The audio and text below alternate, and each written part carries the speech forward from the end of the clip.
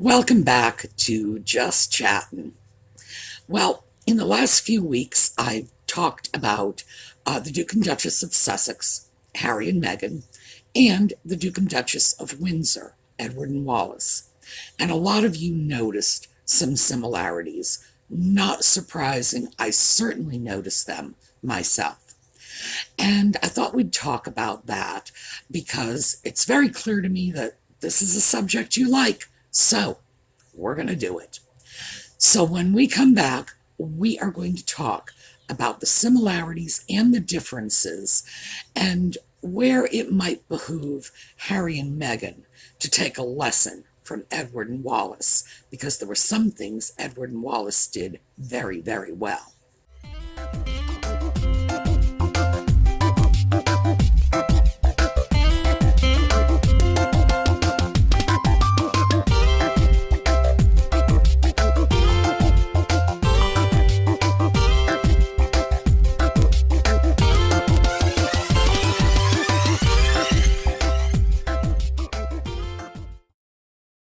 So, let's start with the low-hanging fruit, the things everyone notices, the superficial similarities.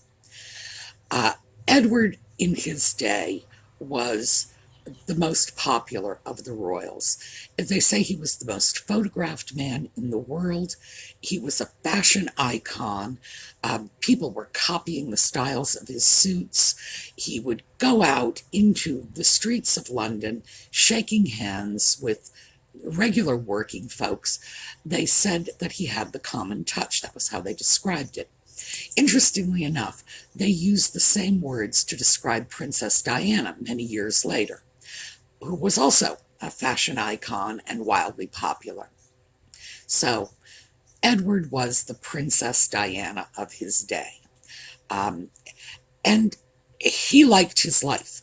He partied, he had no responsibilities, all the goodies, none of the baddies of being a royal.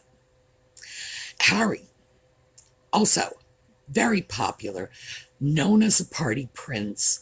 At one time, he was more popular than the Queen in polls, but he was usually in that one or two slot, either ahead of the Queen or just behind her. Very, very popular. Both of them married rather late. Edward was 40, Harry was, I believe, 36 when they married. They both had brothers who had started families. So they ended up marrying Americans, divorced Americans. In Edward's day, that was not done. Certainly, you had divorce in Edward's day. This was not unheard of. And in fact, in the higher social classes, divorce was not at all uncommon. In the lower classes, it was uncommon, but the more money you had, the more likely you were to be divorced. And when Harry wanted to marry a divorcee, no one batted an eyelash. That just seemed to be indicative of the changing times. So that's the sort of obvious superficial. Now we get into some of the other stuff. The not so head-on comparisons. So let's start with the press treatment of the ladies. Wallis, from the get-go, was treated viciously by the press. And as I mentioned when I spoke about Edward and Wallis, this was largely because the British never reported the relationship right up until a few weeks before the abdication. So the British people heard Wallis Simpson abdication almost in the same breath. Massive 1-2 punch, and they never had a chance to recover, to catch their breath, to view Wallis independent of the abdication. So she was blamed for it. She was terrified. She got death threats. It was a very ugly situation for her. Harry issued, I'm going to call it a warning to the press at the same time he announced his relationship with Meghan. Yes, Meghan is my girlfriend, and I don't want the press bothering her. I'm worried about her safety. Now, there were legitimate concerns about Wallis's safety because of the abdication crisis. This was a political football. Wallis was being blamed. Meghan, no. I find it very hard to believe that there was any credible threat to Meghan's safety when she and Harry started dating. That strikes me as just hyperbole.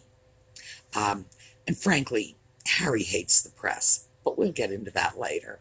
So I think that may have colored it. But he was warning the press back from the beginning.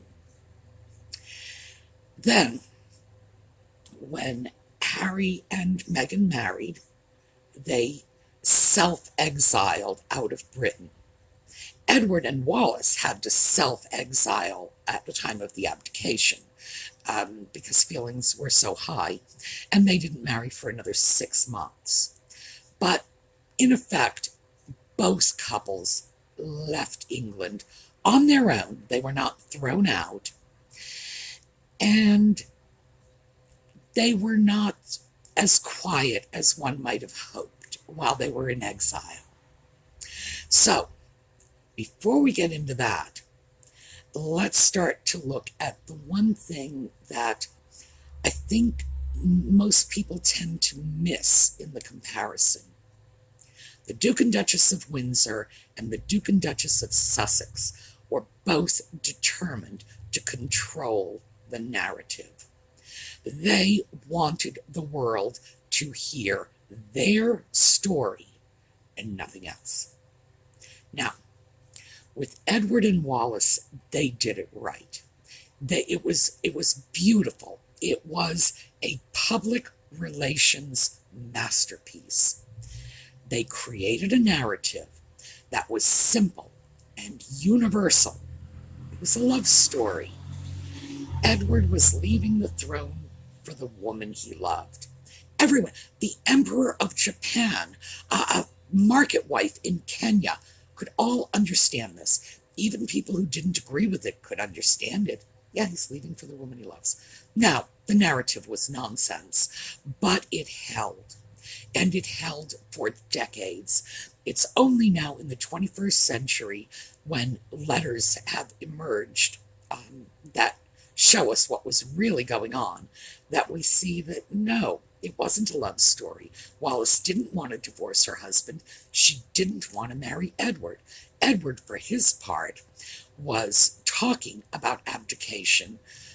We have that this is fully documented in a 1929 article in Time magazine, that he was already talking about abdication.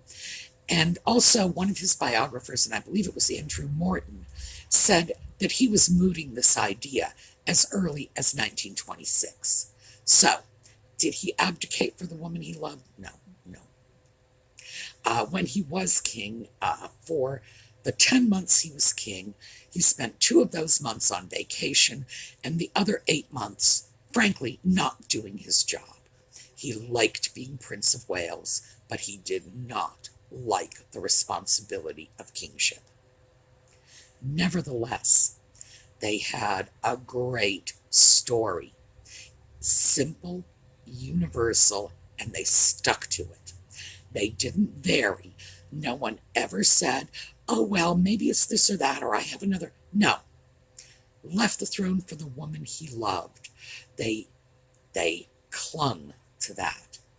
That was their genius. Because in the end, that was the story that took hold. Yes, they had a period of time in which they were generally not well regarded, but they recovered from that. And when we look back on the abdication scandal, all we hear is the woman I love. That's all. So they did it right.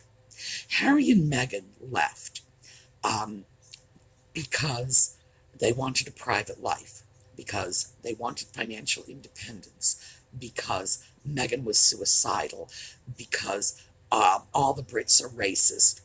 The story changed almost daily and was often contradictory. They could have taken a lesson from Edward and Wallis. Just grab a story, keep it simple, and stick to it. Nope. So that was where they failed to learn. I'm not sure what story would have flown. Certainly not the "we want a private life," because the first thing they did when they left, and they didn't even leave the way they said they were going to stay within the Commonwealth. They were going to go to Canada, and then a few months later they were in the United States. So this one's kind of hard, even retrospectively, to frame. Privacy, no. They couldn't have pulled that off because their every moment is photographed, and they run around with a train of photographers, and they employ public relations people. Privacy is not their thing. Again, they want to control the narrative. They don't want to eliminate it from the front pages. So I'm not sure what story would have worked, but certainly the many stories they've thrown out haven't, especially since what they were doing, they have been doing at a time of worldwide pandemic, and most people are not feeling very sorry for them and their little royal troubles. When people are out of work and they've lost loved ones to illness, they sound like whiny, spoiled rich kids. So, and what can I say? If it quacks like a duck. That's where they failed in looking at Edward and Wallis. The other part of the Edward and Wallis story that they could still learn from, and I hope they do, is Edward and Wallis courted the press. They didn't like the bad press they were getting, so they did what they did best. They entertained. Both Edward and Wallis were considered very charming and hospitable by absolutely everyone. And when a magazine writer or a newspaper reporter or a radio broadcaster wanted to do a story about them, they didn't just say, "Of course we'll give you an interview." They said, "Come spend the weekend at our country house," where they entertained them lavishly, brought in high-profile friends to share the weekend with them. In effect, they courted the writers, the journalists, the broadcasters, treated them lavishly. And the writers and broadcasters and journalists responded in kind. They wrote very positive stories. And Edward and Wallis's bad press turned and started becoming really good press. They were royalty in exile. They were entertainers. They were hobnobbing with the rich and famous. They were everything. So that's something that Harry and Meghan could take a lesson from. Because right now, Harry and Meghan are still in attacking the press mode. Harry recently, of course, and we will get into that, is attacking the very fundamental rights of a free press. That's not going to endear them, either to the press or to the public who also enjoy those rights. But what can I say? I just think Harry and Meghan are so in love with their own ideas, they're just incapable of learning from other people's mistakes or other people's successes. So, in Exile, what happens? Well, Edward immediately began complaining that he wasn't getting enough money from his brother. If you'll recall from the talk we did about Edward, he was removed from the civil list because he was no longer functioning as a royal. He was supported out of his brother's own pocket to a rather considerable sum.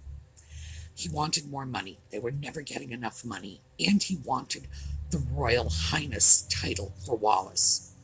It got so bad that Edward's brother, King George VI, actually had to stop taking his phone calls.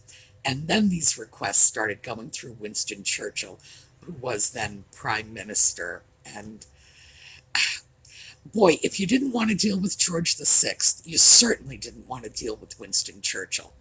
So the requests fell on deaf ears. But it's funny because the Oprah interview, we heard the same things from Harry and Meghan. My family cut me off. Well, no, so my family literally, he threw that in, literally cut me off financially, was what Harry said. And then Meghan says they won't make my son a prince. That could have come right out of Edward's mouth. Really, it's just the same thing.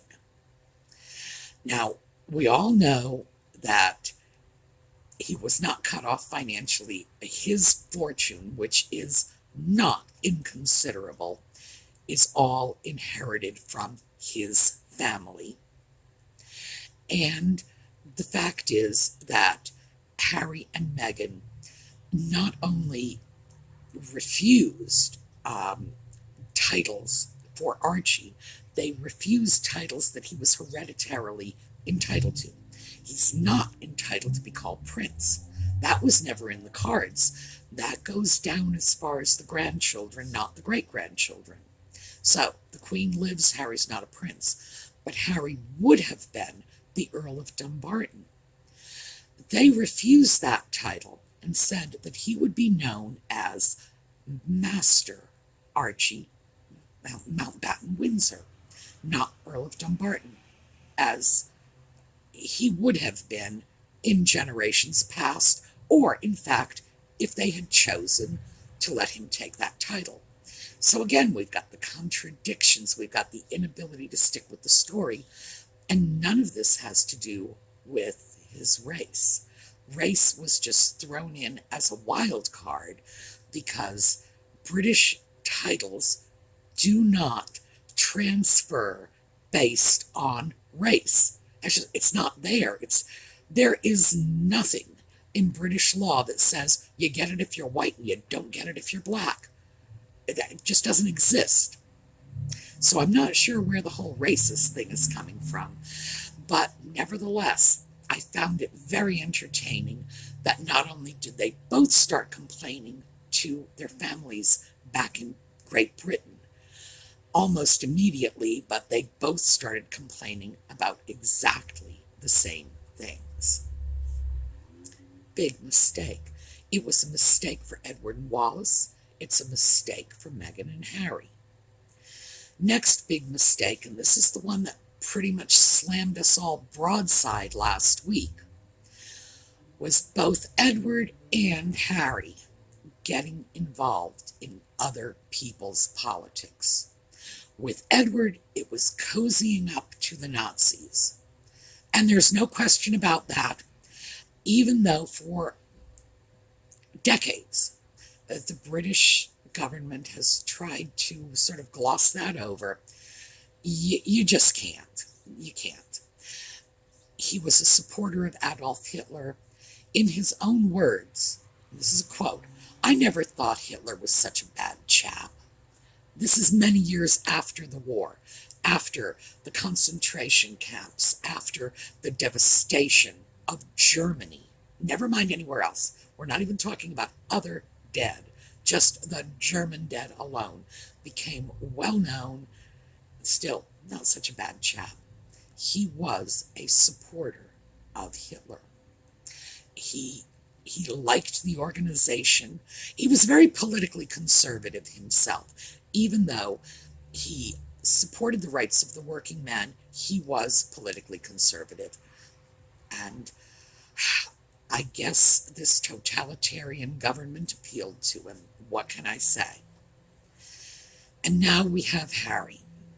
And Harry has come out against the First Amendment.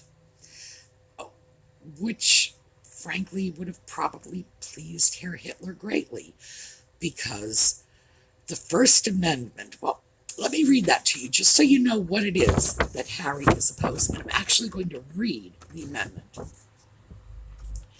Congress shall make no law respecting an establishment of religion, nor prohibiting the free exercise thereof, or abridging the freedom of speech, or of the press, or the right of the people peaceably to assemble, and to petition the government for a redress of grievances. That's what Harry is calling bunkers. So, it's our right to worship as we please. It's our right to free speech. It's our right to a free press. It's our right to peaceful assembly. It's our right to go to our government when we feel it has failed us. And I have no idea why he would object to most of this. Frankly, I have no idea why he would object to any of it. And I guess the irony was completely lost on him that without his right of free speech, he would not have been allowed to make a statement criticizing the First Amendment to begin with. But I don't think irony is Harry's strong suit. So, what is that really all about? Well, Harry hates the press. I mentioned that before. His first response when announcing that he was dating Meghan Markle was telling the press to leave her alone. Stop writing bad things about her, let's put it that way, because he certainly doesn't mind the favorable press he gets. Not at all. He just doesn't like it when it's bad. Now, he has gone on record many, many times blaming the press for the death of his mother. And it's to the point where one rather expects that a bunch of reporters got together and shot her at dawn. No. So, we're going to talk briefly about the death of Princess Diana, because not everybody knows all of the details. It was almost 25 years ago. So, here are the details. August 31st, 1997, Princess Diana was in a rented car. It was driven by a driver from the hotel she had been staying at. She was in the back seat of the car with her boyfriend, Dodi Fayed. There was a bodyguard in the front passenger seat. They went into a tunnel in Paris. The car spun out of control, hit a brick pylon. All but the bodyguard were dead within a few hours at most. The bodyguard survived, but he was very badly injured.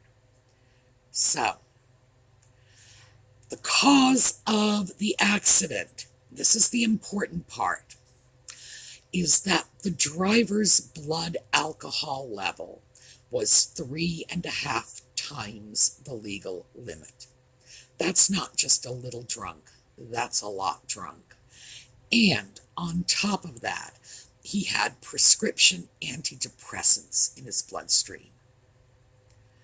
Furthermore, I mean, as if that's not enough, furthermore, the speed limit in that tunnel was 30 miles an hour. I think it was like 50 kilometers, 30 miles an hour. And at the time of the accident, he was doing 65, which was like 110. So I'm just doing the kilometer to miles conversion for the benefit of Americans. 30-mile-an-hour zone, he's doing 65, more than twice the speed limit. Additionally, no one was wearing seatbelts. Now, that was also mandatory, mandatory by French law at that time, as it is today. Seatbelts were mandatory. So we have 3 violations of the law, chief of which, in terms of cause of the accident, was the driver's intoxication. And there can be no doubt about that. As I said, the blood alcohol level was 3.5 times the legal limit. The press did not kill Diana. Even if one stretches things as far as they can and say, well, maybe he wouldn't have been going that fast if he hadn't been chased by the press. Still, he would have been that drunk, and a sober driver would probably not have been going that fast. Seatbelts. Some have speculated seatbelts may have saved the lives of the passengers. Hard to say. I still think, as did the French government, by the way, I still think the leading contributing factor, all three were factors, but the leading factor was the drunkenness of the driver. So no, the press did not kill Princess Diana. A drunk driver did. Now, when I had made my last video about Meghan and Harry, someone had written in and said, I need to cut Harry some slack because I don't know what it's like to lose a parent at an early age as he did. Wrong. I was 11 when my father died as a result of injuries suffered in a car accident. So yes, I know. And I can tell you from my own personal experience, which, by the way, is not representative of the personal experiences of every child who's gone through this, but it is of Harry's. When you're young like that, losing a parent to an accident is an incomprehensible thought. Little children see the world in black and white, right and wrong, good and bad. And accidents are shades of gray. So I wanted to blame someone. I wanted it not to be just a random accident. And I think that's Harry's problem too. He can't accept that it was an unfortunate accident, really had nothing to do with the press. If all of the factors had been in play without the press even being in France at the time, it probably would have worked out the same. If the entire tunnel had been stuffed with journalists, but they had a sober driver, were not speeding, and all had their seatbelts on, it's very likely everyone would have survived. So, no, the press were not to blame. But Harry has this vendetta against the press. And I think that is what he is arguing about, that he doesn't care for the idea of a free press or free speech, or because I'm assuming that he's not really concerned about what our religion is, although I could be mistaken. But whether he realizes it or not, in criticizing our First Amendment, and by the way, Great Britain has rights very similar to these. It's not just us, and we're crazy mad with freedom. By criticizing these rights, first of all, he's throwing himself in the same camp as people like Hitler or Mussolini or Idi Amin or other totalitarian, despotic governments that denied basic rights to their population. These are our rights. We take them very seriously. And if he doesn't believe me, maybe he should go ask his great-great-great-great-grandfather, Mad King George. He saw how seriously we took these rights. This is who we are. We are a people allowed to speak our minds, and we have a press that helps inform the things on which we speak our minds. He's playing a dangerous game, and this is the same mistake that great Uncle Edward made, getting involved in other people's politics. Now, part of the problem with this is he is still carrying his royal titles. He's still using them. And that means when he starts talking about our rights being bonkers. He's bringing the royal family and the British government as a whole into this. He's dragging the entire nation behind him. Now, I don't believe for an instant that the British people in general would like to see us deprived of our rights. Harry would, yes. But he doesn't want to see himself deprived. Now, that's the thing. He wants to be free to say whatever he pleases, but he doesn't want any dissenting opinions. And I think it's just that simple, that it's not a question of Harry trying to stifle the freedom of the press, the freedom of expression. He's trying to stifle criticism. It's not how you do it. Edward and Wallis never stifled criticism. What they did was they behaved in such a way that they won their critics over. Harry might want to consider that. Instead of waging war against the press, maybe he ought to consider cooperating with them, because they have never done that. Duke and Duchess of Sussex have never cooperated with the press. From the get-go, they had an antagonistic relationship, again, largely based on the fact that they wanted complete control of the dialogue. You write nice things about them, and they're your friends. You don't write nice things about them, and they will stop at nothing to silence you. So, is this going to work? I don't know. I will say this. As ex-royals, royals in exile, what happened to Edward and Wallis in the end is, once their moment of celebrity passed, they were forgotten. Wallis wasn't even seen by anyone other than her medical care providers in the last years of her life.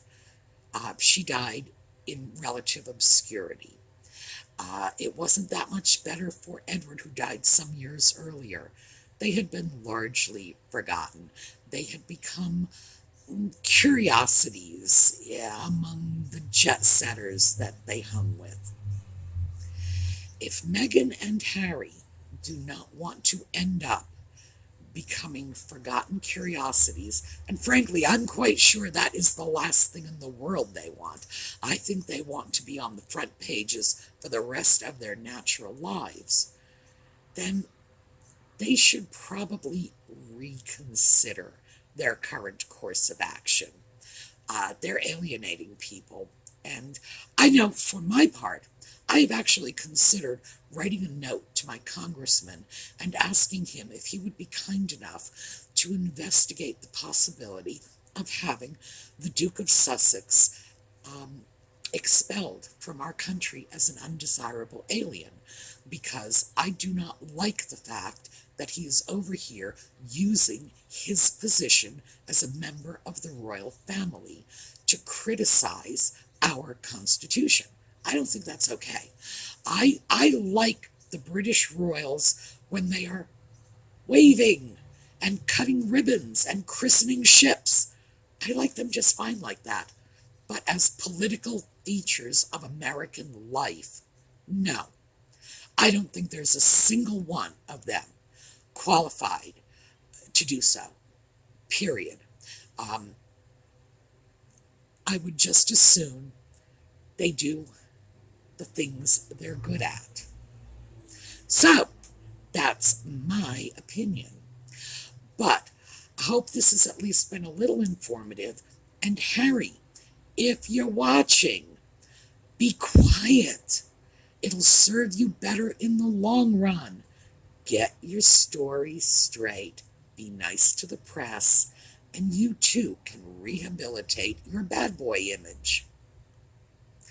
All right, I will see you all tomorrow. Meantime, have a great day.